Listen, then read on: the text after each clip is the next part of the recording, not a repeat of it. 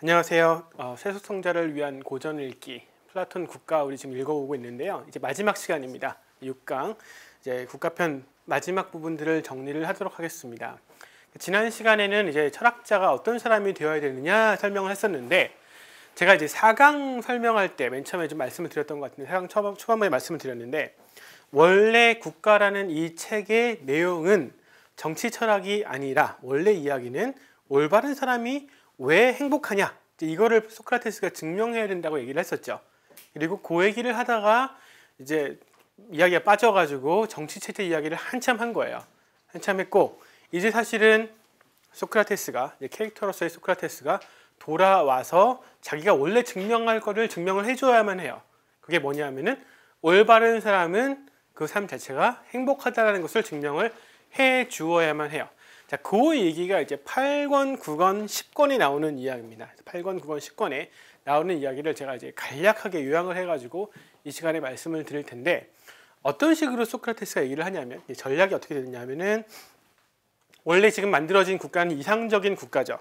그리고 그 국가에 대응되는 이제 사람이 있었죠. 가장 올바른 사람 있었는데 이제 이 국가 체제가 이상 국가이긴 하지만은 여기서부터 점점 이렇게 망해가는 과정을 설명을 해요.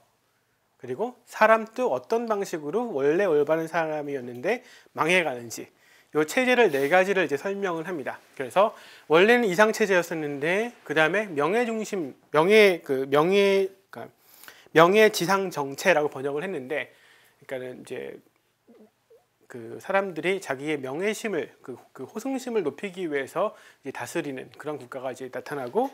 그 다음에 귀족들이 다스리는 과주 정치, 귀족은 아니에요. 사실 정확하게 얘기하면은 돈 많은 사람들이 다스리는 정치인데 귀족 정치, 과주 정치, 그 다음에 민주 정체, 그리고 민주 정체가 최악의 이제 참주 정체로 어떻게 이제 발전하는지, 발전은 아니죠. 사실은 망해가는 과정이니까 이 과정을 설명을 쭉 합니다. 그리고 그것에 걸맞는 사람들의 모습이 어떤지 설명을 하면서 이제 소크라테스의 전략은 뭐냐면 최악의 인간은 참주 정치 같은 사람. 이 가장 최악의 인간이고 그 사람은 실제로 불행한 인간이다 라는 얘기를 하려고 하는 것이 목표예요. 자, 2권 초반부에서 아데이만토스랑 글라우콘이라는 이 소크라테스의 제자들이 던졌던 질문이 뭐였냐면 사람들은 다들 올바르게 살려고 하지 않습니다. 왜냐하면 지 맘대로 사는 것이 훨씬 더 행복해 보이기 때문입니다가 질문이었거든요. 그 질문에 대해서 대답을 지금 소크라테스가 쭉 하고 있는 건데 결론은 뭐냐면 지 맘대로 사는 사람은 행복하지 않다가 소크라테스의 결론이에요. 그리고 올바르게 정말 사는 사람이 진짜 행복하다. 이 이야기까지를 보이는 것이 이제 소크라테스의 전략인데 그 이야기들을 이번에 8강, 그러니까 6강 동안에 8, 9, 10권이 나오는 이야기를 제가 정리해서 해드리겠습니다.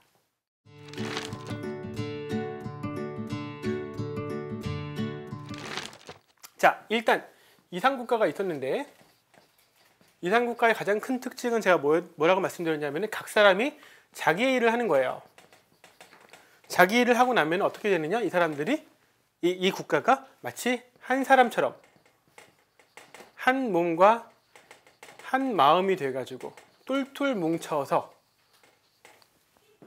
코이노니아가 이루어지는 그러한 국가가 가장 이상적인 국가다라고 제가 말씀을 드렸었죠. 그러니까 물론 여기에서 통치자는 통치하는 일이 가장 자기에게 맞는 일이라서 철학자는 통치를 해야 돼요. 생산자는 생산을 열심히 해야 되고 그 다음에 수호자는 열심히 전쟁을 이제 나라를 지키면서 그 침략 전쟁을 하는 건 아니에요. 여기서 그러니까 나라를 열심히 지키는 일이 이 사람한테 자기들의 일이고 그 사람들이 각자가 이 일을 열심히 할 때에 그 국가는 한 마음과 한 몸을 이룬 코이노니아가 돼서 가장 행복한 국가가 될 수 있다. 국가 전체가 행복할 뿐 아니라 거기에 속한 사람들 한 명 한 명도 행복할 것이다 라는 게 이제 플라톤의 주장이었었어요. 인데 이 국가가 이렇게 계속 유지되면 참 좋겠는데 이제 점점점 망해가요. 왜 망해가냐면은 물론 제가 시스템을 만들어 놓는다고 얘기를 했는데 그 시스템이 어떤 방식으로든지 작동을 제대로 하지 않게 되면은 결국 사람들의 자기의 사적인 욕망들이 점점점 드러나거든요. 그리고 그 욕망들이 드러나가지고 이게 이상적인 모습에서 그 모습을 잃어가게 되는데 물론 무조건 그렇게 된다는 얘기는 아니에요. 이렇게 이상적인 국가의 형태를 계속해서 유지하고 있는 게 가장 좋기는 하죠. 가장 좋기는 한데 이것이 이제 망가지기 시작하면 어떤 식으로 망가지는지를 이제 플라톤이 설명을 하는 거예요. 무조건 망가져야만 한다, 혹은 망가지는 것이 필연이다, 이렇게 주장하는 것은 아니에요. 자, 첫 번째 아까 제가 얘기했었던 게 명예지상 정치인데, 이 정치 체제의 특징은 뭐냐면, 자, 처음에 제가 사람들이 이성의 부분과 그다음에 기계의 부분과 욕구의 부분이 있다고 얘기를 했었어요. 그리고 이성의 부분들은 지혜를 가지고 싶어하고 기계의 부분들은 이제 분노하고 화내는 부분이라고 얘기했었잖아요. 특히 이 부분은 전쟁 같은 데에서 싸울 때 승리하고 싶어하는 욕구와 관련이 있어요. 명예지상 정체는 어떤 정치 체제냐 하면은 통치자들 가운데서, 전체가 다 문제가 있는 게 아니라 통치자들 가운데에서 통치자들이 뭔가 일을 잘못하기 시작하면 나타나는 정치 체제예요. 통치자들 그리고 수호자들이, 자, 명성은 아까 얻는다고 얘기했잖아요. 철학자들이 사람들에게 좋은 평판을 받고 이제 뭐 금의 자손이고 뭐 이렇게 얘기한다고 하기는 했지만, 여전히 사람들이 어떤 사적인 것에 대한 욕구들이 있기 마련이거든요. 그래서 이 통치자들 중에서 더 큰 명예를 얻고 싶어하는 사람들이 생겨나요. 근데 명예는 어떻게 하면 제일 크게 얻겠어요? 전쟁에서 큰 승리를 거두고 오면은 굉장히 큰 명예를 얻겠죠. 사실 철학자가 이상적으로 다스리는 나라는 어떤 나라냐 하면은, 전쟁 같은 거 가능하면 안 행하는 게 굉장히 좋은 나라예요. 각자가 각자 역할을 계속 쭉 잘하면서 자기의 욕구들을 더 크게 많이 바라지 않고 적당한 욕구들을 만족시키면서 사는 나라가 가장 행복한 나라이기 때문에, 전쟁 같은 걸로 해서 사회를 이렇게 분란을 일으키게 되면 이렇게 좋을 것은 없어요. 그런데 통치자들이 자기의 명예를, 자기의 이름을 더 드높이기 위해서 전쟁을 일으키는 경우들이 생겨요. 이전에는 나라를 지키기 위해서만 전쟁을 했는데, 이제 그것이 아니라 자기의 명예를 드높일 방법으로 전쟁을 일으키는 거예요. 근데 통치자 중에서 모든 사람들이 그러는 것이 아니라 일부만 그래요. 일부만 명예를 중요시하는 사람들이 생기고, 일부의 사람들은 옛날 철학자가 다스리던 그 시대처럼 그래도 그러니까 통치자라는 사람들은 이제 좋은 품성들을 가지고 좋은 덕을 가지고 사람들의 좋음을 더 많이 위해서 살아야 되는 것이 아니냐, 이렇게 다스릴 수도 있어요. 하지만 일부는 그런 것들보다, 나라 전체의 좋음보다는 자기한테의 좋은 것, 특히 좋은 명예를 얻는 것을 바라기 시작해요. 이러면 어떤 일이 일어나느냐, 전쟁을 하면서 지도계층에서 분열이 일어나요. 플라톤이 제일 싫어하는 것이 이제 바로 이거거든요. 분열이 일어나는 거예요. 사람들이 갈라지는 거. 한 몸 한 마음을 이루고 있는 것이 가장 이상적인 형태인데, 이 명예지상 정체는 다른 계층은 잘 몰라요. 생산계층은 지도층이 지금 뭐하고 있는지 잘 모르고 있는 상황이에요. 생산자들은 그래서 자기 일만 열심히 계속 하고 있는 중이에요. 수호자들 중에 대부분도 여전히 전쟁하자고 그러면은 열심히 전쟁하고 자기가 전쟁에 잘 참여하는 것이 중요하다는 생각을 하고 있는 상황인데, 통치자 중에서 일부들이 전쟁을 통해서 자기의 명예를 드높이려고 하기 시작하면서 이제 문제가 생기기 시작하는 거예요. 그래서 지배계층 내에서 이렇게 분열이 일어나고, 그래서 가장 이상적인 모습이 깨지기 시작해요. 위부터 깨지기 시작하는 거예요. 그러니까 윗대가리가 지금 잘못하기 시작해가지고 나라가 이제 망해지는 거죠. 그러니까 이 나라가 이런 식으로 망해갈 때에 다른 사람들이, 그러니까 일반 서민들, 뭐 생산자들은 별로 책임질 것이 없어요. 이 지도자들이, 지도층에 있는 사람들이 자기의 사적인 욕심, 명예에 대한 욕심들을 부리기 시작하면서부터, 그것을 내세우기 시작하면서 철저하게 공적인 사람이 아니라 사적인 인간이 되기 시작하면서 지도층이 분열되고 나라가 슬슬 망해가기 시작해요. 자, 사람도 이제 이런 국가가 이제 하나씩 이제 망해갈 텐데, 망해가는 모습들을 제가 그릴 텐데, 거기에 해당되는 종류의 사람들도 있는데, 이런 사람도 어떤 사람들이냐면은 이 세 가지 부분 중에서 원래는 가장 훌륭한 사람이라면 이성이 전체를 통치하고 다스리는 사람이 가장 훌륭한 사람일 텐데, 이 명예지상 정체를 닮은 사람 같은 경우는 이 기계의 부분이 이성을 이제 압도하는 그러한 형태를 띠게 돼요. 따라서 이성적인 판단으로서는 내가 여기서 호승심을 부리면 안 되고, 내가 여기서 내 이름을 높이는 것엔 관심이 있어야 되는 것이 아니라 무엇이 올바른 것이며 어떤 것이 지식인지 그것을 탐구해야지 정상인데, 명예지상 정체를 닮은 사람은 무엇에 관심이 있느냐 하면은 어떻게 하면 내 이름을 좀 더 알릴까에 관심이 생기기 시작하는 사람이에요. 지식을 많이 아는 것도 뭐 여전히 중요하다고는 생각을 해요. 이성을 완전히 무시하는 건 아니지만 이성보다 이 기계의 부분이 훨씬 더 중요하다고 생각하는 사람이 이제 명예지상 정체를 닮은 사람이에요. 이렇게 일단 분열이 일어나기 시작하면 어떤 일이 일어나냐면은 이제 지도층이 이런 식으로 지도층의 일부가 자기의 사적인 욕심들을 채우려고 하는 모습들을 보게 되면은 사람들이 특히 이제 수호자들이 나는 원래 사적인 욕심을 부려서는 안 되는 사람인데 저 사람들이 저렇게 하고 저렇게 하는 것이 좋아 보인단 말이에요. 의견을 가져요. 좋아 보이는 의견을 가져요. 그러니까 나도 그러면은 이제 내 욕심을 이제 발휘해야겠다. 나도 내가 원하는 대로 그렇게 살아야지. 이렇게 사람들이 욕심을 부리기 시작하는데 문제는 뭐냐면 이제 명예는 한계가 있어요. 그러니까 나라에서 이름을 이렇게 드높일 수 있는 사람들은 그렇게 많지가 않거든요. 그러니까는 이후에는 어떤 일이 일어나냐면 국가 정치 체제가 과도 정치 체제로 바뀌는데 이 체제에서는 이 기계 부분보다 욕구에 대해서 훨씬 더 존중해주는 국가가 이제 돼요. 특히 무엇에 대한 욕구냐면은 돈에 대한 욕구예요. 돈을 더 많이 갖고 싶어하는 욕구들.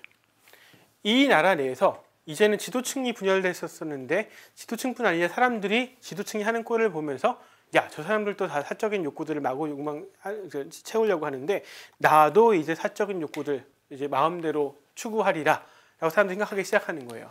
이제 더 나가서 생산자들까지도 내가 지금까지 신발 만들어 가지고 내가 집 공급받고 옷 공급받고 이렇게 했었었는데 그게 아니라 이거 그냥 내가 필요한 것 이상으로 더 많은 것들을 받으면 더 좋지 않을까?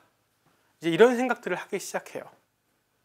그래서 과도 정치 체제에서는 어떤 일이 일어나냐면은 기본적으로는 제가 얘기했었던 그 이상 국가에서 특히 수호자들 계층에서는 사유재산도 허용이 안 됐었잖아요. 그래서 텐트에서 자고 좋은 것도 못 먹고 이렇게 있었었는데 이제 과도 정치 체제로 넘어가면 사람들이 특히 이 돈에 대한 욕구들이 굉장히 강해져 가지고 돈을 모으려고 막 애를 써요.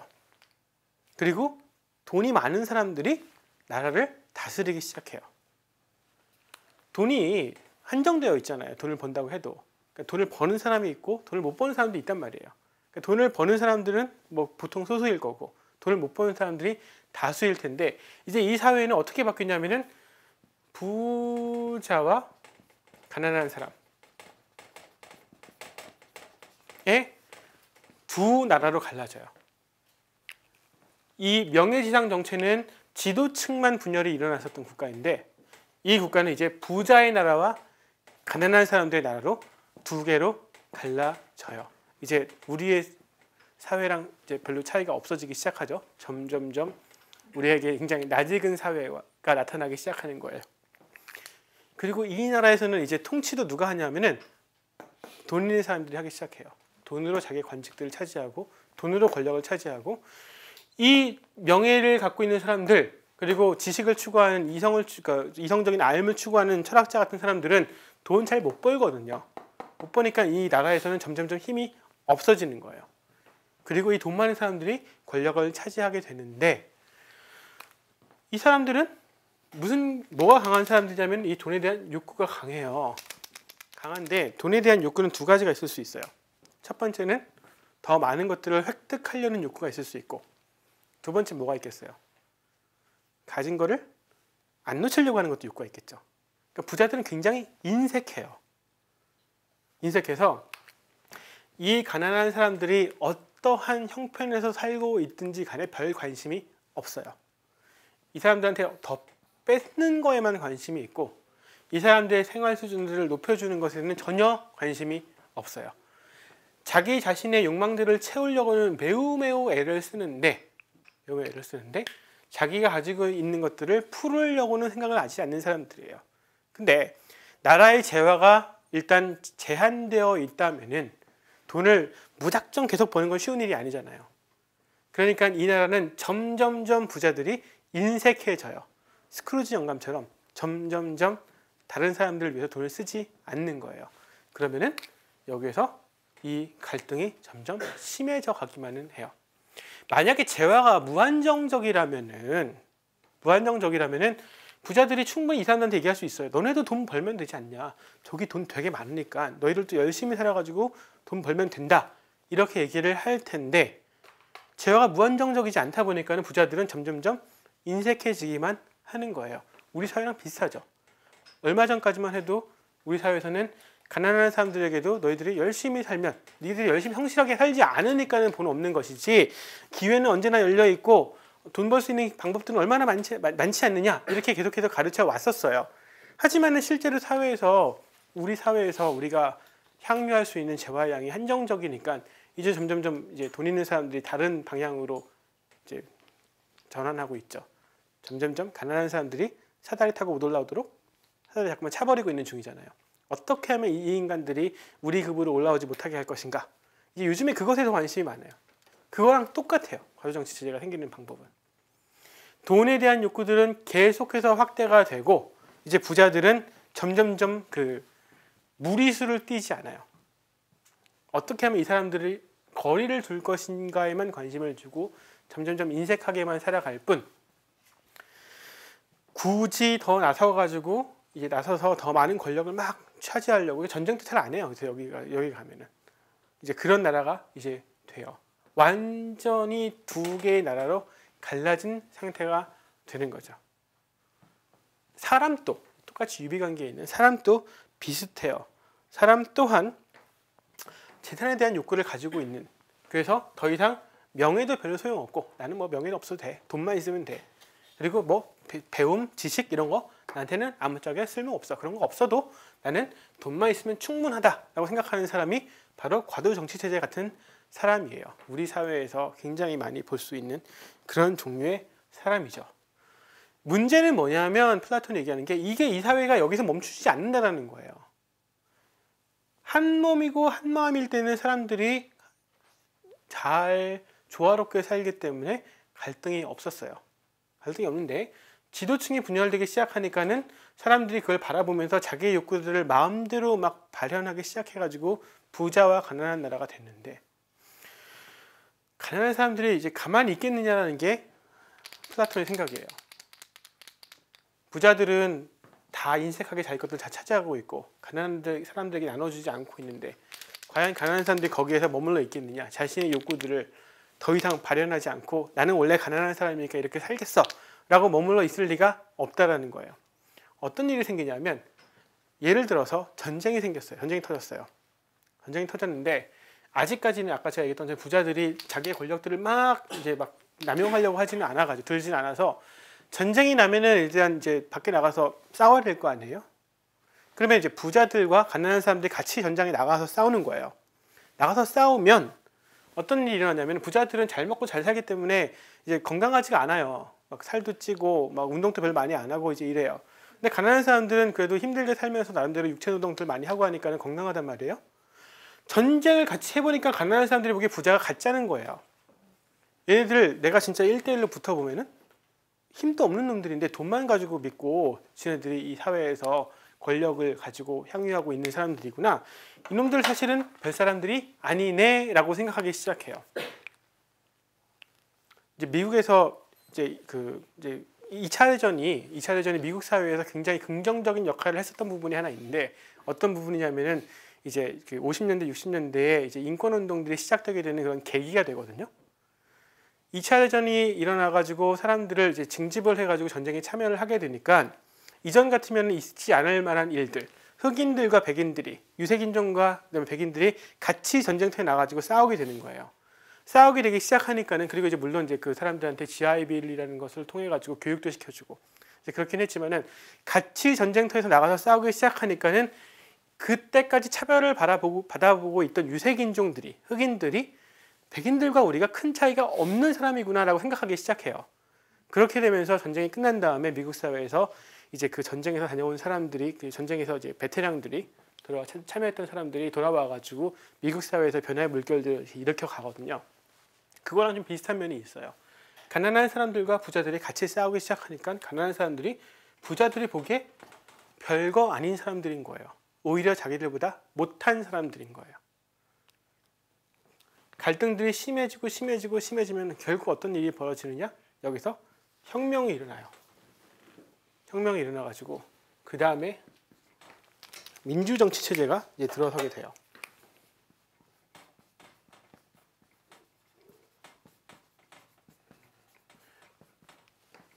여기는 이제 부자와 가난한 나라 사람의 구분이 없어지는 지점이 이제 이제 일어나요. 그러니까 가난한 사람들이 부자들을 일단 혁명으로 쓰러뜨리고 그 재산을 뺏어서 이제 모든 사람들이 평등해지기는 하는데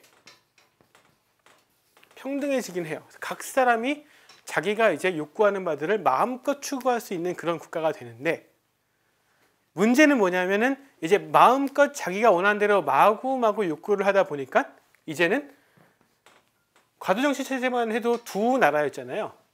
이제는 각 사람 한 명이 자기 나라인 거예요. 그러니까 전체 이 한 마음 한 몸에 대해서는 관심이 이제 없어지고 각각이 이제 따로 놀게 되는 사회가 되는 거죠. 나라가 계속해서 분열돼 가는 과정이에요. 지금 그런 식으로. 민주정치 체제가 되면은 각 사람의 욕구는 그 욕구 그대로 다 인정을 해줘야만 되고 그 사람들이 욕구를 가졌다는 점에서는 다 똑같다고 받아들여주고 그래서 이 사람들은 자기의 욕구를 채우는 것이 가장 중요한 이유이고 다른 것은 아무것도 이 사람들에게 중요하지가 않게 되어요. 여기 가면은 이제 철학자가 위에서 이런 욕구들을 추구하고 이런 욕구들은 추구하면 안 된다. 이런 것이 옳은 거고 저런 것이 옳은 것이 아니다 라고 이야기해 주는 것은 이제 아무런 의미가 없어져요. 각 사람은 자기가 판단하기에 자기의 소견에 옳은 대로 행동하는 사회가 이제 되는 거예요. 정말 자기의 보기에서 가장 욕구하고 싶어하는 것들만 이제 욕구를 하는 거죠. 여기에 오면 어떤 일이 일어나느냐, 이제 사람들의 욕구라는 것이 이전에는 이상국가에서는 특히 가장 필요한 것들에만 자신의 욕구를 한정지는 것이 좋다고 얘기를 했었는데 여기서는 필요한 욕구와 필요하지 않은 욕구에 대한 구분이 이제 없어져요. 욕구라고 한다면 모든 것이 다 좋다라고 받아들여지는 그런 사회가 돼요.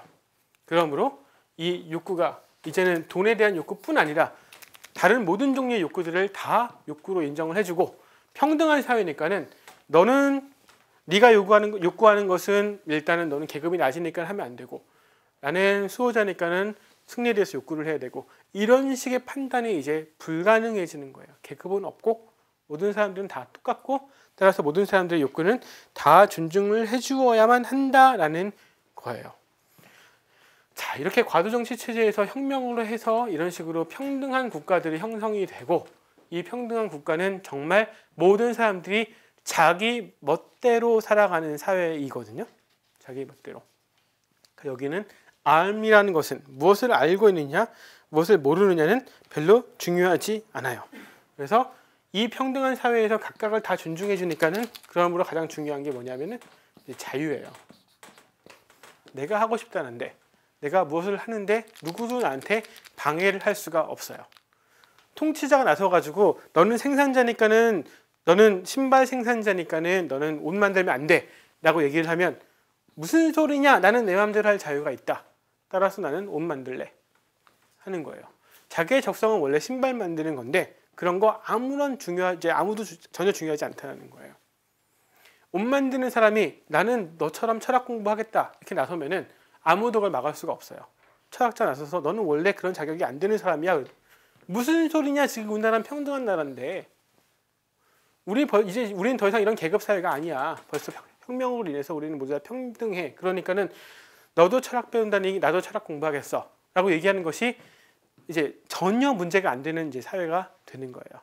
각 사람이 정말 마음대로 할 수 있는 자유가 있고 자신의 욕구들을 마음껏 만족하면서 자기의 즐거움은 모두 다 추구하는 이제 그런 사회인데 플라톤은 이런 사회가 별로 좋지 않은 사회라고 생각을 하는 거예요. 점점 지금 나빠지고 있는 거거든요.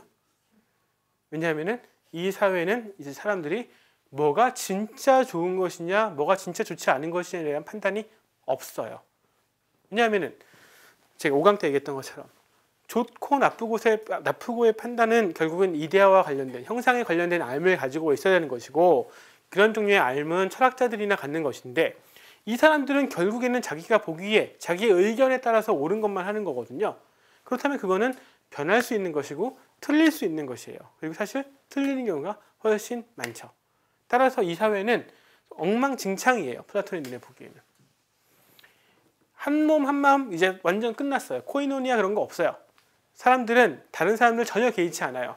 옆에 사람이 죽어가든 죽어가지 않든, 옆에 사람이 굶어가든 굶어가지 않든, 당장 내가 지금 욕구하는 것들, 내가 지금 즐거움을 찾고자 하는 것으로 이제 자기의 모든 행동과 결정들을 내리고 그것만 향해 가지고 살아가는 사람들이 가득한 세상. 그래서 각각이 자기의 나라처럼 살아가는 완전히 분열된 세계가 바로 민주정치 체제라고 이제 얘기를 해요. 이제 민주정치 체제와 같은 사람, 그 사람은 바로 지식, 이성, 그다음에 용기 이런 것들 전혀 추구하지 않는 사람이죠. 정말 자기 마음대로 다 추구하는 사람이고 특히 즐거움을 추구하는 데 아주 앞선 그런 사람이 돼서 모든 종류의 즐거움이라면 다 추구하는데 이 사람은 이런 민주정치 체제 같은 사람은 뭐냐면 이성을 잘 사용하지 않잖아요. 욕구를 중요시하니까. 따라서 당장의 지금 즐거운 것들을 욕구하는 사람이고 장기적인 어떤 계획, 계산 같은 거는 없는 사람이에요. 그래서 12시가 넘어가지고 밤에 야식으로 라면을 끓여 먹고 싶은 상황이 생겼어요. 근데 라면을 먹으면 내일 아침에 얼굴이 부을 뿐더러 내가 너무나 나트륨을 많이 먹어가지고 내 건강에 굉장히 좋지 않으므로 장기적으로는 몸에 좋지 않다고 생각을 할 수는 있지만 욕구가 앞서는 사람이라 가지고 뭐 내일 죽으면 죽는 거지 오늘 라면 먹고 죽을래 이렇게 하면서 밤에 라면 끓여 먹고 밤에 야식 먹고 이제 이렇게 게임하고 이제 이런 사람들이 민주정치 체제 같은 사람이라고 플라톤은 얘기를 하는 거예요. 그러니까 지금 야식 먹는 것이 그것이 즐거움을 주는 것은 맞아요. 지금 라면 끓여 먹으면 즐겁기는 할 것이지만 장기적으로는 그것이 훨씬 더 큰 고통의 원인이 될 텐데 그거는 이성이 잘 계산을 해봐야 되거든요. 그런데 이성이 그런 거 계산할 여지를 주지 않는 거예요. 그게 아니라 어쨌든 즐거움이 크면은 그만 아니겠는가. 따라서 나는 지금 당장 즐거운 것 할랜다 해가지고 라면 끓여 먹고 계속해서 즐겁게 사는 그런 사람이 바로 민주정치 체제 같은 사람이라는 거예요. 지금 라면이 꼭 나쁘다는 게 아니라 하루 이틀은 그러니까 이성적으로 판단하면 하루 이틀은 라면이 더 좋을 수도 있어요. 그러니까 자기의 자기의 행복한 삶을 위해서 정신적인 행복을 위해서 뭐 하루 라면 끓여 먹을 수 있지 하죠, 당연히. 한데 이제 저는 그런 것이 아니라 욕구만 이제 앞서는 사람들 그런 사람들을 지금 얘기하고 있는 거고 플라톤은 지금 이성이 욕구에 의해서 완전히 제압된 그런 사람이 바로 민주정치 체제 같은 사람이다라고 얘기를 해요. 자, 이제 민주정치 체제 이렇게 플라톤이 비판을 하면 물론 역사적인 맥락에서 플라톤이 비판할 만한 여지는 있었어요. 자기가 뭐 겪었던 여러 가지 일들이 있었긴 한데 사실은 제가 계속해서 여러 번 강조를 했던 것처럼 플라톤의 입장을 우리가 무조건 받아들이는 것은 아니지만 나름 민주정치 체제가 가지고 올 수 있는 그런 부정적인 부분들에 대해서 플라톤의 직관, 그러니까 그 플라톤의 어떤 평가는 우리가 이제 생각해 볼 만한 여지는 분명히 있어요. 그러니까 민주정치 체제가 제대로 우리 현재에서 살아가는 민주정치 체제가 제대로 돌아간다는 것은 무엇을 전제하냐 하면은 각 사람들이 모두 다 주권을 가진 사람들이기 때문에 다들 올바른 판단을 할 것이라는 어떠한 기대가 있어야만 하는데 만약 그런 조건을 만족하지 못한다면은 실제로 플라톤이 얘기하는 걱정하는 이러한 일이 사실 벌어질 수도 있어요. 그리고 현실적으로 그런 경우가 꽤 많은 것도 사실이죠. 따라서 그것 때문에 이제 그 대중교육, 시민교육 같은 것이 중요하다라고 얘기를 이제 하는 것이고 그래서 우리 사회에서도 그런 교육들을 많이 하고 있지만은 어쨌든 간에 여러 가지로 이제 이런 민주정치 체제가 갖고 올 수 있는 그런 이제 위험한 요소들이 분명히 있고 플라톤은 그거를 굉장히 이제 주목해서 본 거예요. 가장 올바른 것은 뭔가를 아는 사람들에 의해서 이제 제시되어야 되는데 민주정치 체제 같은 경우는 그런 식의 알미라는 것이 먹혀 들어갈 만한 여지가 없다라는 거예요. 더 위험한 건 뭐냐면 바로 넘어가는 게 이제 참주정치 체제인데 참주가 뭐냐면은 독재자 같은 거예요. 자, 이 일반 사람들, 시민들, 민주정치 국가 체제에서 살아가는 사람들은 아주 지나친 종류의 자유를 누리고 있기 때문에 법을 잘 안 지켜요. 법이라는 것이 잘 먹혀 들어가지가 않아요. 무질서한 삶을 살아요. 누가 이래라 저래라 시키면은 너네들이 왜 나한테 그러냐? 나는 자유로운 사람인데 그러면서 이제 방종이 일어나고 무질서가 일어나고 온갖 종류의 혼란들이 일어나는 사회가 될 수 있다라는 게 플라톤의 생각인데, 문제는 뭐냐면 사람들이 결국에는 지식을 갖고 있지 않기 때문에 그러한 자유는 어떠한 아주 강력한 카리스마를 가진 리더한테 사람들이 확 끌려가게 되는 소지를 만들어내요. 그래서 이 자유 때문에 오히려 일종의 예속의 상태로 넘어간다는 게 플라톤의 걱정이에요. 사람들이 각각의 자유로운 사람으로 정말 잘 살아갈 수만 있으면 좋기는 할 텐데, 지식이 없이 욕구만으로 살아간다고 한다면은 결국 한 사람은 주체적인 사람으로 못 살아요. 못 살아서 어떠한 방향을 제시해주는 사람에게 쏠려가기 마련인데, 여기에 이 참주정치 체제에서는 이 민주정치 체제에서도 일종의 지도자들은 있을 거 아니에요. 정치 지도자들. 이 정치 지도자들이 이 사람들, 일반 민중들을 이제 악용하기 시작하는 거예요. 이 사람들은 자기들이 자유로운 사람이라고 생각하는데, 이 사람들로부터 힘을 얻어가지고, 이 사람들로부터 지지를 얻어내가지고 자기의 사적인 권력들을 강화시키는 일들이 일어나기 시작해요. 그런 카리스마를 가진 리더들이 나타나면은 민중들은 굉장히 확 매료돼가지고 끌려가게 되어 있어요. 게다가 이제 이런 정치 지도자들 같은 경우는 자기가 힘을 더 많이 발휘하기 위해서 사람들의 지지를 더 많이 받아야 되는데, 가장 좋은 방법은 뭐냐? 전쟁을 일으키는 거예요. 전쟁을 일으켜서, 혹은 뭐 국가 안에서 내분을 일으켜가지고 여러 가지로 위기 상황이 오게 되면은 사람들이 자신의 어떤 처한 상황들에 대해서 두렵게 되고, 그렇게 되면은 강력하게 리더십을 발휘하는 사람에게 확 쏠려가게 마련이거든요. 그래서 이 민주정치 체제의 지도자들이 자기의 권력들을 키워가기 위해서 전쟁들을 일으키거나 국가 내 내분들을 막 일으켜요. 그래가지고 아직도 돈이 좀 남은 사람들, 부자들이 있다면은 그 부자들 돈 막 뺏어가지고 나눠주기 시작해요. 혹은 이 나라 내에서 사람들의 욕구들을 충분히 만족시켜주지 못하기 때문에 전쟁을 계속 일으켜가지고 다른 나라부터 재화들을 끌어들여가지고 이 사람들의 욕구들을 마구 채워주도록 하는 거예요. 그러면은 민중들은 좋아하거든요. 우리한테 더 많은 재물들을 주는 정치 지도자니까는. 부자들로부터 돈도 뺏고, 외국으로 전쟁해가지고 전쟁에 딴 나라부터 재산을 뺏어가지고 우리 나눠주고, 그러니까 이렇게 좋은 정치 지도자가 어디 있느냐 그러면서 이 사람들을 막 존중해주면서 그 사람한테 완전히 사로잡히게 되는 거예요. 우리 먹고 살게 해주는 사람이니까, 경제 발전 이렇게 많이 시켜주는 사람이니까는 그 사람이 우리에게 가장 훌륭한 지도자이며 우리의 국부이며 우리가 아버지로 모셔야 되는 그런 사람 아니겠는가 라는 판단들을 민중들이 하기 시작한다는 거예요. 그 사람들이, 민주정치 체제의 그 지도자들이, 그렇게 권력을 요구했던 지도자들이 이제 사람들을 예속하에 두기 시작하면서 참주가 돼요. 독재자가 되는 거예요. 자기 마음대로. 하지만 이 독재자가 무슨 쿠데타 같은 방식으로 일어나는 것이 아니라, 처음에는 이 사람들이 잘 모르던 이 대중들이 무작정 지지를 하기 시작하면서, 왜냐하면 자기의 욕구들을 다 만족시켜주니까. 그러니까 그 사람한테 완전히 빠지게 되는 거죠. 먹고 살게 해준다는데 경제 발전을 이렇게 많이 시켜주니까, 그러니까 이렇게 훌륭한 사람이 어디 있겠는가, 이런 판단들을 하는 거예요. 그러면서 이 사람이 참주가 좀 나쁜 일을 할지라도, 조금 부당한 일을 할지라도, 부정의한 방법으로 사람들을 죽일지라도, 자기의 정적들을 제거할지라도 우리 먹고 살게만 해주면 되는 거 아니냐, 우리 참주께서 우리에게 더 많은 것들을 나눠주시니까는 훨씬 더 좋은 일 아니냐, 이러면서 사람들이 지지를 하고, 이 참주는 이 민주정치 체제를 바탕으로 해가지고 자기의 권력을 점점 강화를 해가지고 가요.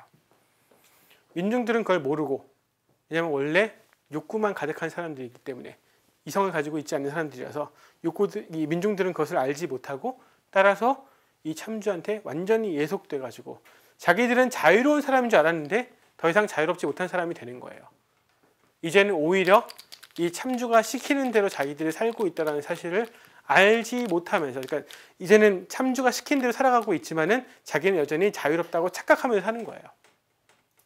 근데 문제는 뭐냐면, 참주 정치 체제로 가도 결국 욕구의 만족을 위한 재화의 마련이 굉장히 중요한 문제인데, 참주는 이제 사람들을 사람들의 욕구를 채워주는 건 관심이 없어요.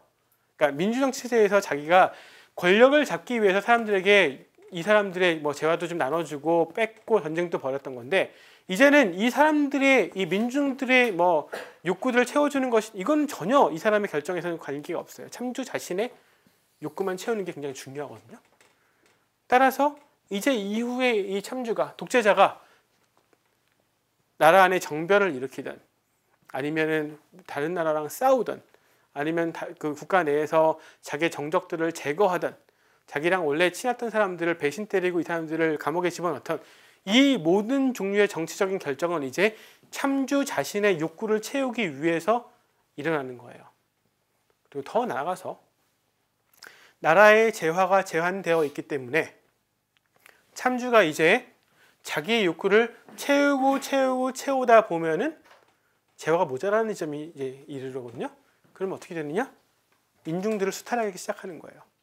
이제 민중들로부터, 대중들로부터 돈을 빼앗아가고 재산을 빼앗아가고 모든 자원들을 빼앗아가면서 그것들을 자기 것으로 삼는 그러한 일이 일어나요. 원래 참주는 민중들의 힘을 가지고 민중들의 지지 때문에 생겨났던 사람이거든요. 그런데 거꾸로 이 민중들을 이제 수탈하기 시작하는 거예요. 그래서 플라톤이 소크라테스의 입을 통해서 뭐라고 얘기하느냐, 이 참주는 자기 아버지를 죽이는 사람이랑 똑같다라고 그러는 거예요. 자기를 낳아준 민중들을 결국 민중들을 수탈하고 이 민중들로부터 빼앗아가는 사람이 되기 때문에 친부 살해자와 같은 그러한 사람이 바로 참주고, 이렇게 되면은 정말 가장 최악의 정치 체제가 된다는 거예요. 독재자가 자기 마음대로 할 수 있고 다른 모든 사람들은 노예처럼 살아가는 사회, 이런 사회가 됐을 때가 이상국가로부터 가장 먼 사회다라고 얘기를 해요. 자, 이 참주 같은 사람은 어떤 사람이냐 하면은 욕구들 중에서 특히 이제 여기서 우리 이제 책에서는 그 에로스라고 그러는데 꼭 성적인 욕구만 얘기하는 것은 아니에요. 하지만 그런 아주 육체적이고 저급한 종류의 욕구가 모든 자신의 영혼의 부분들을 다 다스리고 있는 그러한 상태가 바로 이 참주와 같은 사람이라고 얘기를 해요. 자기의 욕구를 채우기 위해서는 무슨 짓이라도 하는 사람, 그런 사람이 바로 참주와 같은 사람인데,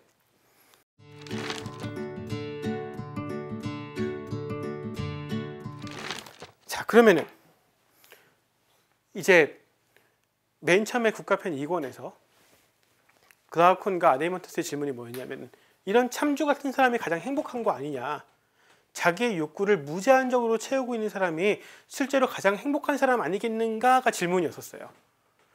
자, 이제 소크라테스는 대답해요. 자, 참주를 한번 봐라. 욕구가 지나쳐서 자기의 몸에 있는, 자기 혼안에 있는 다른 이성의 기능과 기계의 기능들은 전혀 힘을 발휘하지 못하고 욕구에만 이끌리고 있는 사람인데, 우리는 이런 사람들 보고 뭐라고 얘기를 하냐면 욕구의 노예가 된 사람이라고 보통 얘기를 하죠. 노예가 된 사람이 과연 뭐가 행복하냐라는 거예요. 자기의 욕구를 만족하기 위해서 어떠한 짓이라도 서슴지 않는 사람이라면 그 사람이 진짜 행복하겠는가? 라고 소크라테스가 물어봐요. 내가 지금 당장의 즐거움을 만족을 해야 되니까는 이 즐거움을 만족하기 위해서 내 친구도 죽이고 내 가족도 죽이고, 마치 참주가 민중들을 수탈하는 것처럼 자기 아버지까지도 죽여가면서 자기의 욕구를 채운 사람이 만약 있다면은, 그런 식으로 부모까지 죽여가면서 자기의 욕구를 채운, 우리 그런 이제 사회면에서 그런 기사들 가끔 보잖아요. 그런 사람 보고 우리가 정말 행복하다고 얘기를 하냐라는 거예요. 소크라테스의 반문이에요. 자기의 욕구를 만족시키기 위해서 무슨 짓이라도 하는 사람이라면은 그 사람 주위에 도대체 누가 남아 있겠는가? 그 사람은 욕구에 완전히 철저한 노예가 된 상태이기 때문에 사실은 주체적인 삶을 전혀 살지 못하고 자기한테 어떤 것이 좋고 어떤 것이 나쁜지의 판단이 전혀 없이 욕구가 자기를 이끄는 대로 살아가는 사람이기 때문에 그 사람에게는 행복하다고 얘기할 수가 도저히 없다라는 거예요. 두 번째, 그 첫 번째 이유예요. 그럼 참주 같은 사람은 행복할 수 없다는 게 첫 번째 이유가 그거고, 두 번째, 자, 몸에 이제 혼에 세 가지 부분이 있다고 얘기했죠. 이성의 부분과 기계의 부분과 욕구의 부분이 있어요. 자, 참주 같은 사람 같은 경우는 그러니까 즐거움을 느낄 텐데 욕구를 만족함으로써 즐거움을 느끼겠죠. 이 사람은. 그러니까 욕구의 차원에서는 이 사람은 즐거움을 누리고 있는 사람이기 때문에 뭐 나름 욕구의 차원에서는 참 행복하구나라고 얘기를 할 수 있을지도 몰라요. 하지만 승리를 얻으면서 얻는 즐거움도 있을 수 있죠. 그러니까 기계 부분을 통해서 얻는 즐거움도 분명히 따로 존재해요. 근데 참주 같은 사람은 이 즐거움은 전혀 느끼지 못해요. 전혀 맛볼 수 있는 사람이 아니에요. 왜냐하면 욕구만 추구하니까. 더 나아가서 이제 우리가 학문함으로써 공부함으로써 얻는 즐거움도 있을 수 있기는 하죠. 사실 있는가 잘 모르겠는데 하여튼 공부하면서 우리가 즐겁다고 얘기를 하잖아요. 그러니까 즐거우니까 여러분들 오셔서 지금 강의도 들으시는 거고 온라인으로 이 강의도 이제 청취하시는 거고 이제 하시는데 이성의 부분을 통해서 얻는 즐거움도 분명히 존재해요. 그러니까 즐거움의 종류가 여러 가지인데 참주는 한 가지 종류의 즐거움만 만족하는 사람이에요. 자기 마음대로 막 행하는 사람은 이 기계의 부분과 이성의 부분을 통해서 얻는 즐거움은 전혀 얻지 못해요. 전혀 얻지 못한다면은 즐거움의 종류가 굉장히 다양한데 이거를 다 누릴 줄 아는 사람이 행복하겠느냐 아니면 그 중에 한 개만 누리는 사람이 행복하겠느냐 소크라테스가 질문을 하는 거예요. 철학자 같은 경우는 학문의 즐거움도 알고 있고 기계의 부분을 통해서 승리의 즐거움도 어떤 것인지 알고 욕구를 통해서 얻는 즐거움이 무엇인지도 아는 사람인데 참주는 욕구의 즐거움밖에 모르기 때문에 이 사람은 철학자보다 과연 더 행복하다고 얘기할 수가 있겠는가라고 질문해요. 따라서 참주는 행복한 사람이 아니다라고 얘기를 해요. 세 번째 이유는 즐거움의 종류가 지금 세 가지가 있었잖아요. 세 가지 그 부분에 따른 즐거움들이 있는데 제가 아까 라면 얘기를 했던 것처럼 욕구의 부분에서 얻어지는 즐거움이라는 것은 순간적인 즐거움이에요. 장기적으로 이 즐거움을 통해서 어떤 결과들이 올 것인가 그리고 그것으로 올 수 있는 고통의 양과 즐거움의 양이 얼마나 될 것인가에 대한 판단은 이성에 의해서 하는 거거든요. 이성이 이걸 잘 판단해 줘야 돼요. 근데 참주 정치 체제 같은 사람, 자기 마음대로 막 행하는 사람 같은 경우는 이성이 전혀 역할을 못하고 있기 때문에 그런 판단을 전혀 못 내리는 사람이에요. 순간순간은 즐거울지 모르는데 인생 전체를 봐가지고는 자기가 순간순간 즐거움을 추구한 것의 결과가 어마어마하게 큰 고통으로 올 수도 있는 사람이에요. 이제 플라톤이 다른 대화편에서 나오는 예인데 만약에 여기가 근지럽다, 손등이 간지러워요. 간지러워서 이렇게 막 긁을 수 있잖아요. 하지만은 계속 긁다 보면 피부가 벗겨지겠죠. 피도 나겠죠. 그러면 정말 간지러울 때 해야 되는 이유는 뭐냐면 그 간지러움의 원인을 제거해야 되는 거예요. 혹시나 이 피부에 그 밑에 종기가 숨어 있어서 간지러울 수 있어요. 그러면은 그 종기를 칼로 째가지고 제거하는 것이 장기적으로는 훨씬 더 좋은 일이에요. 더 즐거운 일이에요. 하지만은 그 순간의 간지러움만 해결하기 위해서 계속 긁는다. 그러면 종기는 점점점 덧나가지고 더 심해질 것이고 간지러움은 점점점 심해질 것이고 계속 긁기만 할 거예요. 참주는 계속 그렇게 긁고만 있는 사람인 거예요. 소크라테스의 얘기는 그런 사람이 과연 행복하겠느냐는 거죠. 순간에는 그 순간에 칼을 대가지고 종기를 찔 때 아플지 모르겠지만은 그때 그거 아프게 째야지 이 사람이 장기적으로 봤을 때는 더 큰 즐거움, 더 큰 행복을 경험할 수 있지 않겠느냐. 그거는 이성이 하는 거고 욕구는 못 한다는 거예요. 그런 종류의 판단은. 그런데 참주 같은 사람은 욕구만 앞서는 사람이라 가지고 그런 종류의 판단을 할 수 있는 사람이 아니기 때문에 이 사람은 결국에 이성을 잘 사용하는 사람보다는 훨씬 불행할 것이다 라는 게 소크라테스의 주장이에요. 그래서 맨 처음에 아데만토스와 글라우콘이 참주처럼 자기 마음대로 막 행동하는 사람이 행복하지 않겠습니까? 라고 얘기했는데 소크라테스는 세 가지 측면에서 첫 번째, 욕구의 노예가 된 사람이 뭐가 행복하냐? 그 사람 노예에 지나지 않는다. 두 번째, 참주 같은 사람은 여러 가지 다양한 종류의 즐거움들을 다 맛보지 못하고 한 종류의 즐거움만 맛보는 사람이기 때문에 충분한 종류의 즐거움도 누리지 못하는 사람으로 덜 행복하다. 세 번째, 장기적인 어떤 즐거움의 양을 측량할 줄 모르는 사람이기 때문에 이 사람은 순간순간의 즐거움만 고려하고 따라서 그 즐거움을 통해서 얻는 어떤 질적인 어떤 높은 즐거움 이런 것들에 대한 고려는 전혀 없는 사람이기 때문에 행복할 수 없다라고 얘기를 해요. 거기까지 얘기하는 것이 이제 9권까지 내용이에요. 그러면은 2권에서 나왔었던 질문, 참주 같은 사람이 가장 행복하지 않겠습니까? 여기에 대해서 소크라테스가 아니다. 참주 같은 사람은 사실 알고 보면 제일 불행한 인간이다.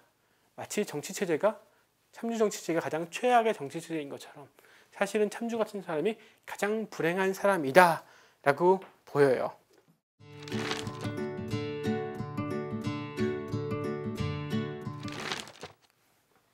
그 다음에 10권에 가가지고 반대로 올바른 사람이 이제 가장 행복하다라는 얘기도 하거든요. 그러니까 불행한 사람, 그러니까 가장 부정의한 사람이 가장 불행하다는 것을 증명을 한다고 해서 바로 가장 올바른 사람이 행복한 것이 증명되는 것은 아니에요. 그렇죠? 부정적인 것은 증명됐지만 그 반대, 대우가 바로 성립하는, 반대가 바로 성립하는 것은 아니니까. 따라서 10권에서 소크라테스가 증명하는 것은 뭐냐? 올바르게 행동하는 사람이 가장 행복한 삶을 산다 라고 증명을 하면서 적극적으로 올바름이 가장 좋은 것임을 이제 증명을 하거든요. 세 가지 차원에서 얘기를, 두 가지, 이제 세 가지 차원이, 사실은 크게는 두 가지인데 세 가지 차원에서 얘기를 해요. 첫 번째로 살아있을 때, 이 사람이 죽기 전에 살아있을 때는 어쨌든 참주 같은 사람은 결말이 좋지 않더라는 거예요. 최소한 결말이 참주로 살다가 독재로 살다가 죽는 수도 있을 거예요. 지금 또 우리나라도 독재자로 사셨던 분이 아직까지도 잘 살고 계시는 분도 있잖아요. 지금도. 그렇게 살 수도 있지만 사실 어떤 독재자는 총 맞고 죽었잖아요. 그런 것처럼 불운한 결말을 맞기도 해요. 어떤 경우는 독재자가 4.19 때 쫓겨났던 사람처럼 하야됐던 사람처럼 그렇게 참주로 살다가 결국에는 사람들에 의해서 쫓겨나가지고 법의 판단을 받는 경우도 있어요. 따라서 살아갈 때, 이 인생을 살아가는 동안에도 참주가 항상 행복한 건 아니에요. 그 사람은 결국에 많은 경우에, 아주 대다수의 경우에는 사람들이 올바르게 정의를 행사해서 그 사람에게 대가를 지불하도록 해줘요. 그리고 또한 살아갈 때 이제 플라톤은 크리스천이 아니기 때문에 이제 신들에 의해서도 굉장히 좋은 평판을 받아요. 최소한 신들이 보기에는 이 사람은 참 훌륭한 사람이다 라고 평가를 해주고, 바로 그런 점 때문에 그 올바르게 사는 사람은 사실은 사람들에게 좋은 평판도 결국은 받게 될 것이고, 결국에 사람들에게 인정도 받을 것이며, 그 자기가 올바르게 살아온 것에 대해서 대가도 결국 받을 것이며, 신들한테도 굉장히 좋은 평가를 받을 거라고 얘기를 해요.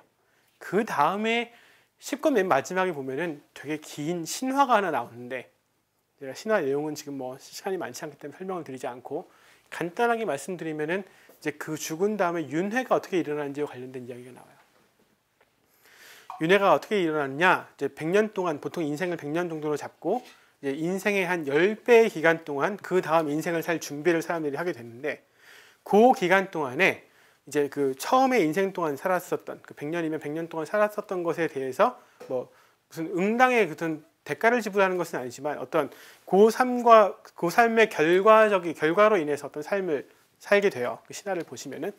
그러면서 이제 그 1000년의 기간이 지나면은 그 다음의 삶을 선택하는 순간이 오는데, 이제 올바르게 살았던 사람은, 그러니까 올바르지 않게 살았던 사람은 그 1000년 동안 고생을 좀 하게 돼 있어요. 고생을 하면서 내가 이제 다음 선택할 때는 좀 잘 선택해야지라고 이제 판단을 하거든요.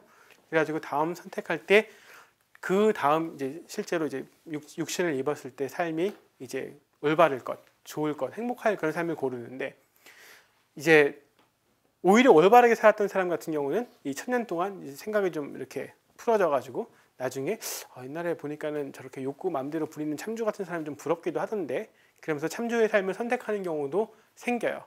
근데 이제 플라톤이 뭐라고 얘기하냐면, 가장 훌륭한 사람은 어떤 사람이냐?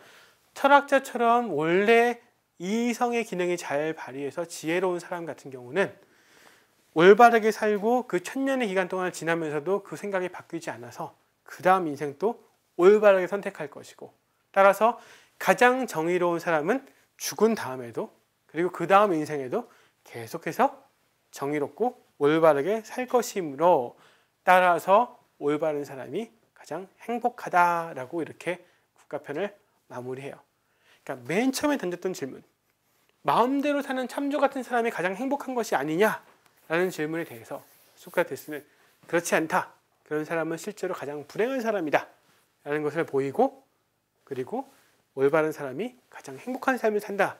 라는 것들을 입증을 하면서, 따라서 우리는 어떠한 상황에 있든지 간에, 어떠한 인생에서 어떠한 역할을 하든지 간에 항상 정의로울 수 있도록, 올바를 수 있도록 살아야만 한다.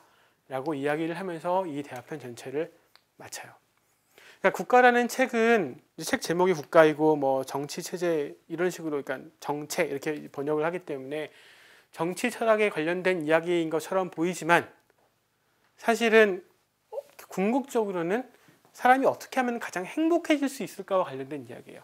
행복론이에요, 플라톤의. 그리고 가장 행복할 수 있으려면 가장 올바르게 살아야 된다는 것이고, 가장 올바르게 살려면 어떻게 해야 되느냐?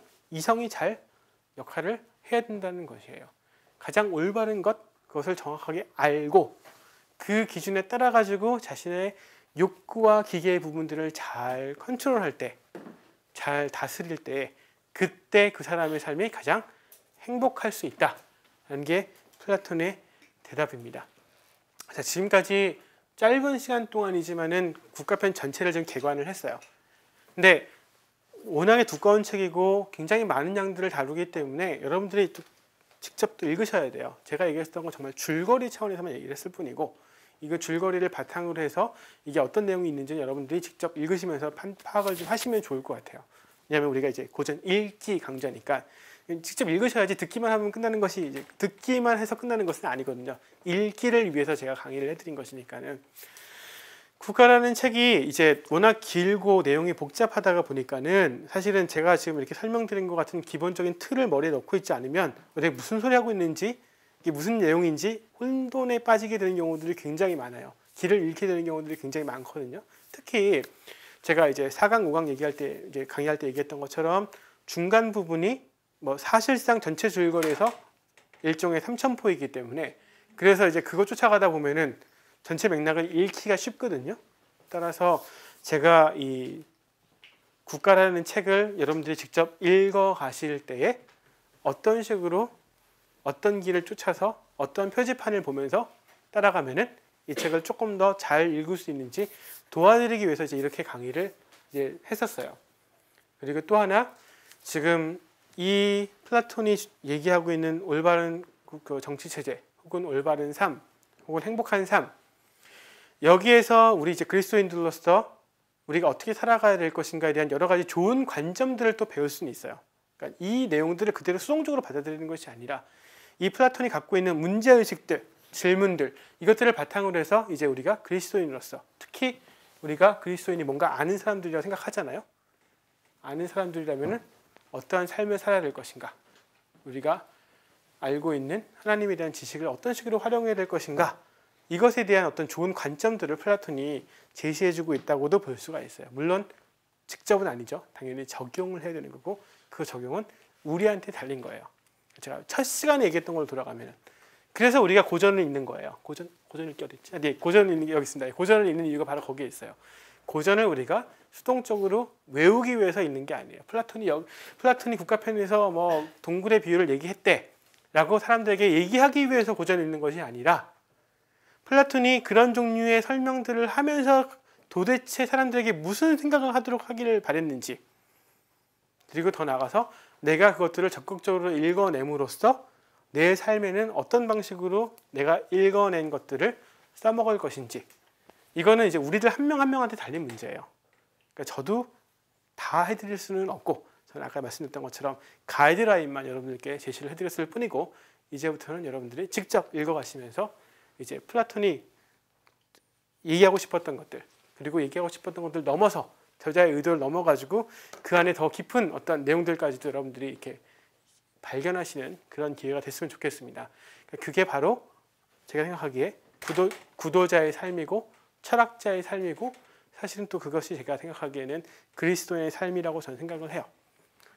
하나님의 그 크심을 우리가 모두 다 우리의 이성으로, 지성으로 다 파악할 수가 없기 때문에 우린 점점 하나님을 더 많이 알아가야 되거든요. 그 알아가는 과정이 이 고전들을 통해서 인간이 지금까지 만들어 왔었던 축적했었던 지식들, 그것을 통해서 나의 지식을 넓혀가는 것과 흡사해요. 사실은 우리의 이런 고전을 통해서 얻어지는 지식은 또 하나님이 어떤 분이신지를 아는 데에도 우리에게 굉장히 큰 도움을 주기도 하죠. 따라서 그런 길을 가시는데 조금이라도 제가 도움이 되지 않을까 해서 이 짧은 이제 6시간 동안에 국가라는 책을 개관을 했습니다. 여러분께 좀 도움이 됐으면 좋겠고, 이제 이걸 통해 가지고 여러분들이 직접 더 많은 고전들을 조금 더 접하시면서 더 많은 비밀들을 스스로 캐어가시는 그런 기회들이 됐으면 좋겠습니다. 자, 질문 받겠습니다.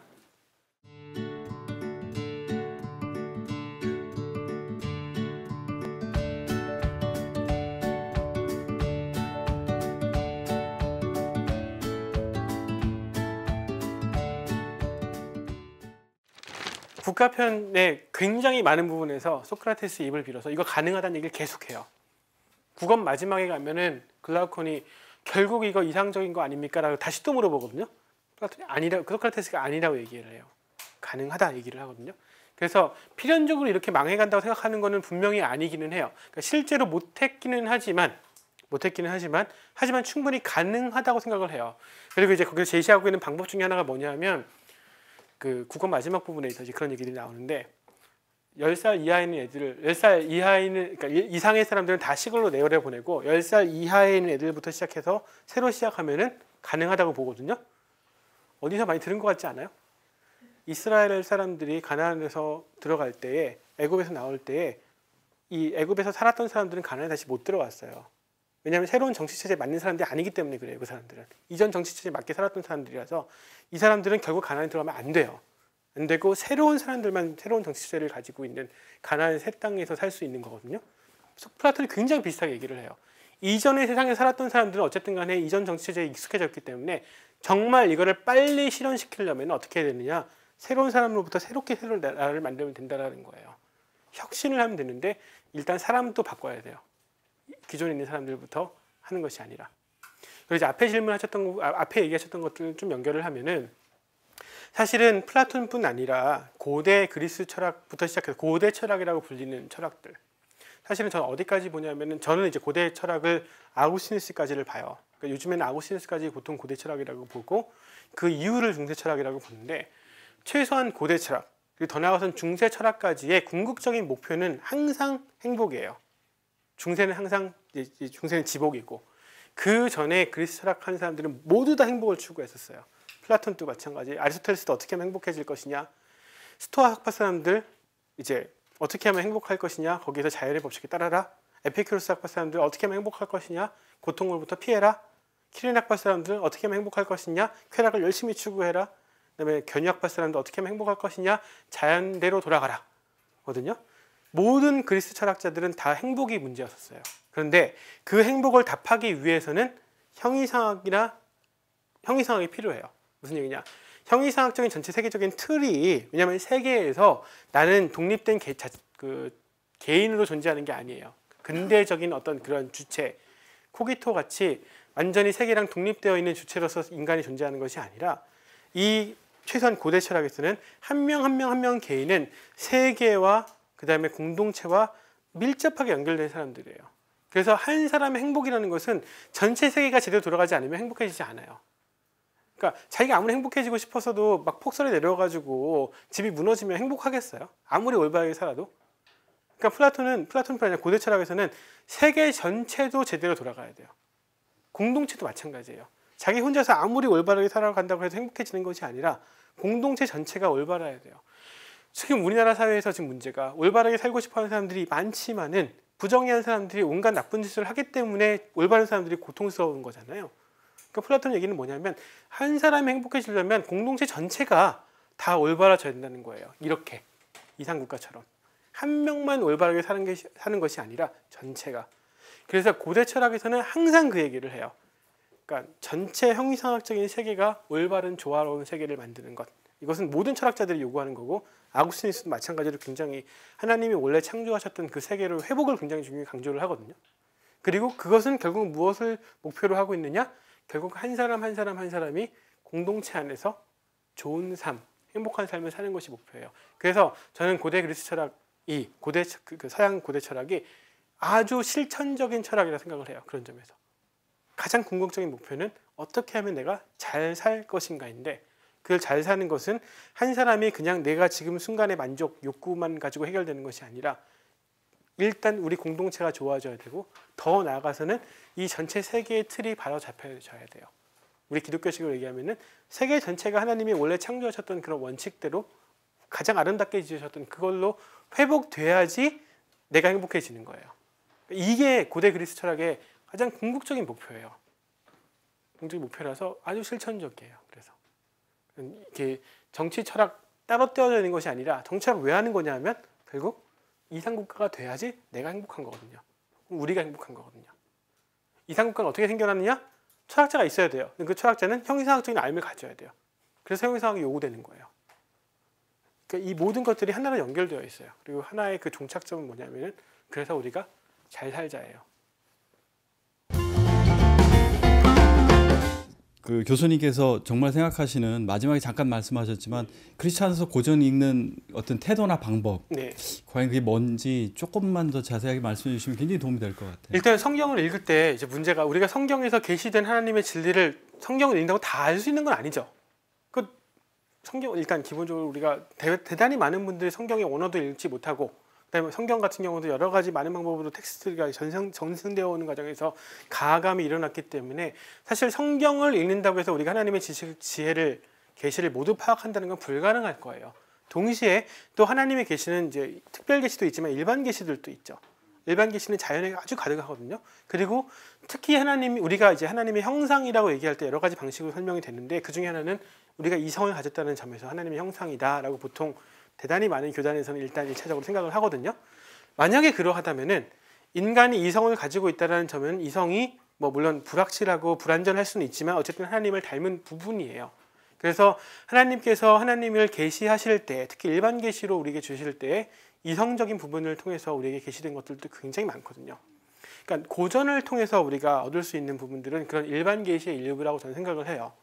그러니까 1차적으로는 왜냐하면은 우리가 보통 일반 계시 그러면은 무슨 자연을 바라보면서 참 지으신 하나님이 참 아름다워지 이런 정도로 생각하는 경우들이 많은데, 그거를 넘어서 크리스천이든 크리스천이 아니든 여러 고전들 쓴 사람들을 통해서 하나님께서 하나님의 이성이라는 것이, 완전 하나님의 이성이 어떤 방식으로 불완전하게 인간의 이성을 통해서 나타날 수 있는지를 보여주는 방식이 학문들이고, 특히 그 학문에서 중요한 텍스트로 남겨져 있는 고전들이라고 저는 생각을 하거든요.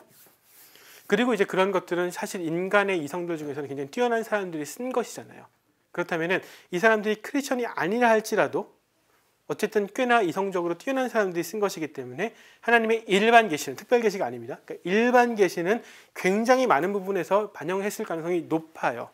따라서 우리는, 크리스천으로서의 독자들은, 우리는 그런 고전을 통해서 1차적으로는 하나님의 일반 계시들을 더 많이 이해하도록 노력하는 것도 저는 굉장히 좋은 방법이라고 생각이 들어요.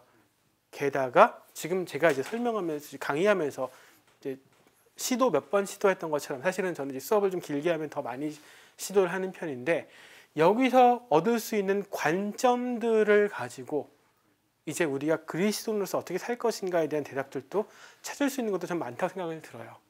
이거를 그대로 따라가는 것이 아니라 여기에서 정말 그리스도인의 삶의 태도들, 혹은 그리스도인이 어떻게 이성을 발휘해야 될 것인지 어떤 그런 모습들, 아니면은 이제 철학자가 혼의 전환을 통해 가지고 새로운 것들을 바라보듯이 우리가 어떻게 하면 새로운 것들을 바라볼 것이냐, 하나님께서 우리에게 계시하는 것들을 어떻게 하면은 이전에 봤던 방식이 아니라 다른 방식으로 새롭게 바라볼 것인가, 이런 종류의 어떤 힌트들은 또 고전을 통해서 좀 많이 발견된다고 보거든요. 크리스천이 아닌 사람이 쓴 것임에도 불구하고, 바로 그런 이유로 또 이후에 중세시대 때도, 그리고 그 이후에 근대에서도 많은 크리스천들이 이런 고전들을 읽어가면서 여기에서 발견되는 그러한 하나님의 지혜의 일부의 부분들을 이용을 해서 신학들을 세워가고 교회를 세워가고 그리스도인으로서 살아가고, 아마 그랬을 거라 저는 생각이 들어요. 그래서 물론 성경을 읽으면서 특별 계시들을 잘 이해하는 것도 중요하지만, 하나님의 지식은 너무나 크고 방대한 것이고 인간의 지성으로는 다 깨달을 수 없는 것이기 때문에 더더욱 우리가 여러 방식으로 하나님께서 우리에게 주신 계시들을 알아가려고 노력하는 것이, 저는 하나님을 닮은 형상을 가진 사람으로서 해야 되는 가장 기본적인 태도가 아닐까라고 저는 생각을 합니다. 개인적으로. 그리고 그것이 바로 하나님이 이제 그리스도인들에게 원하는 어떤 삶의 태도가 아닐까라고 저는 생각을 하고요.